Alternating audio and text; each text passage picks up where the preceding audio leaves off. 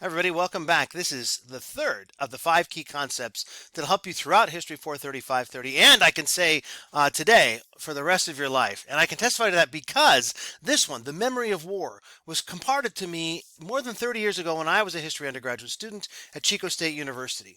So let's start with a different angle to this, and that is the idea, the old adage that militaries and or generals prepare to fight the last war as they approach the next war. And the adage refers to a tendency to take the lessons from the war that is just completed, that you sort of do a post-battle breakdown of all that happened, and you figure out what your strengths and weaknesses were, and you put those in place so that as the next war approaches, you don't make those same mistakes. But it's a new war, and new things might happen, so it might be erroneous to do that. But anyway, that's the adage that you generals and armies prepare to fight the last war as they approach the new war.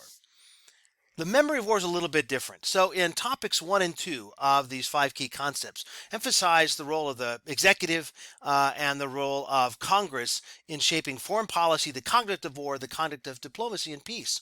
In this case, the memory of war does deal with them, what the presidency and the executive branch thinks, what the the legislative branch thinks, but it also is what the public thinks because we have a representative democracy. And if the policymakers and the decision makers push us towards a war that we don't want, that we're not ready for, they run the risk of getting voted out of office. So they have a stake in responding to what the public wants, especially now that we have an all volunteer army. Military, Air Force, Navy, Coast Guard, Marines, Space Force, that we have to be responsive to that memory of war. And so the question is, how'd that last war go for us? Was it a net positive? Did we feel good about ourselves?